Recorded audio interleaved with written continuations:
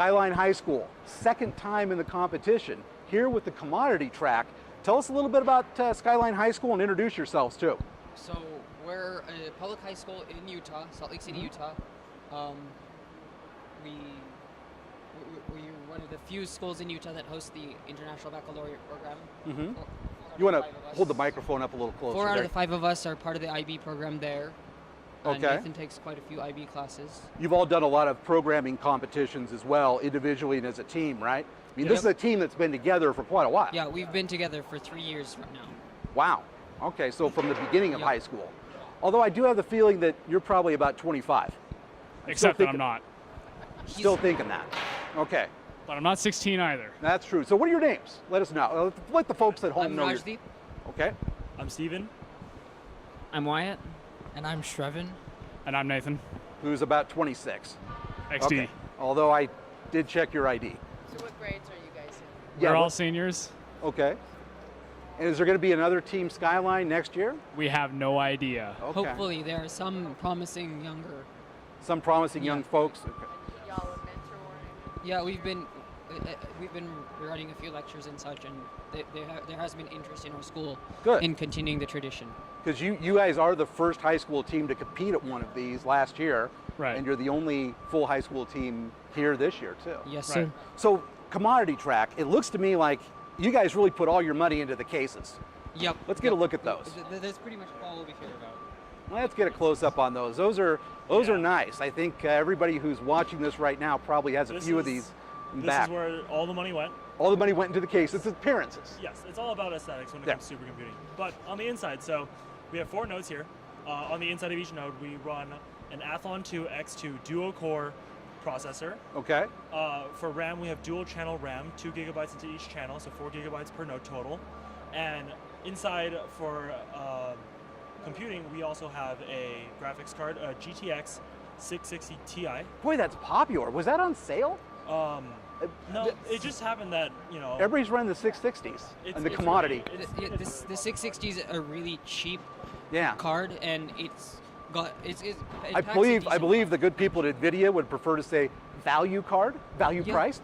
Yeah, especially because inexpensive. And the price performer. The price also dropped recently because when NVIDIA released their 700 series, the 660 series went down in price. So that was also advantage. So we've got one GPU in each, one 660 in each chassis. Yep, so 4 total. Yep. 4 total. I cover the main essentials.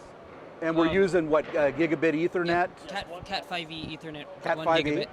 What, you couldn't find the money for Cat 6 cable? No, too much into these cases. Really, too much into the. Really went with 5e. Couldn't get the money for the Cat 6 because we spent it all on the cases. And each node is powered by a 400-watt power source. Okay. And I think that's pretty much for the macro architecture. So you're running HPCC and LinPack today, right? Yep. We are currently running HPCC on our nodes. And this is a CPU-compiled version of HPCC. We're making use of AMD's core math library that they release, which provides level 1, 2, and 3 BLOS routines, an implementation of some LOPAC routines, and a implementation of FFTW. And you guys found the NVIDIA or the AMDs to be a pretty good price performer for what you're trying to do? In this case, the AMD CPUs, we were looking for inexpensive CPUs so that we could spend more on GPU. Yeah. And the case. In the cases. And even when running HPCC, or even HPL, which even uses up the GPU's max performance, we usually don't go above 600 watts of power draw. For the whole thing? Yeah, even though overall we can pretty draw good. up to 1600. All the power supplies are 80 plus platinum, so they're efficient, but we can drop to 1600.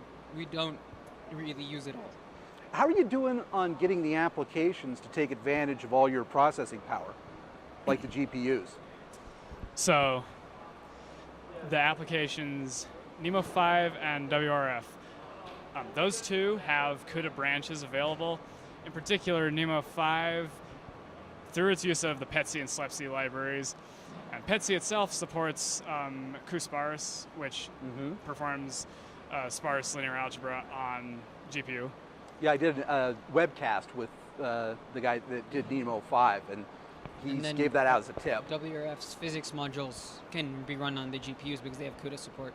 And then We searched for quite a while for GraphLab support, but That's tough. and GraphLab said they'll have a graphics processor version available with 2.0, but they didn't, and so we're at this point we're facing running GraphLab. And I just want to tell you guys that as you grow up and as you get into the industry, schedules never slip. That's very, very rare that someone would promise something that's going to be out now and that it slips and it's out way later or never at all. That's very rare. That's the only occasion I can think of that has happened. So it is, yeah. So don't worry about that. Vendors never, ever over puff when they're going to have something or how good it's going to be. So keep that trust, keep that openness and willingness to believe. It's like Santa Claus, right? So any problems you guys have overcome? Or does this all pretty much go by the numbers? Oh, We've got a lot of stories. Let's get, Okay, so we actually had to make an architecture change last minute, last week. So we originally didn't have these 660 Ti's as our GPUs. Yeah. We originally went with 7970 Radeons. Yeah, 7970s. A lot of power. Yeah, those would have given us a ton of power, but we figured out that Linpack wasn't able to You didn't get run much of a those. benefit from Linpack. Yeah. on We that. could not link CL BLOS Oh, with not at all then on right. Linpack. The linking was okay. really painful. That's your CUDA versus OpenGL. OpenCL. in Or this case. CL, excuse me. OpenCL. CL BLOS would not link properly with HPL. Uh-oh. And the reason behind that is because CL BLOS functions are differently mapped because they require context information like a command queue and an event and stuff like that. So back to the store go the Radeons and out come the NVIDIA 660s. Right. And happier experience for you boys? At least well, we got everything to work, and Okay. we're here. That's that's great. What more could you ask? Right. More. Yeah. Maybe better cases. Well, next time. Yeah. Next time. Next And time actually- we'll integrate them. Actually, almost no cases might be better than Yeah. some of these. I think some people were doing that. Yeah. Yeah. Yeah. Save you a little. Well, I can't imagine you spend any money on these cases at all, so it wouldn't even have saved you money. Because, right? Pretty much, yeah. Yeah. Yep. Some lunch money. Yeah. Well, good so- stuff. Right. And we'll talk to you guys again. Looking forward to see how you do, and good luck. Thank you. Too. Thank you. Thank you. Thank you. Bye bye.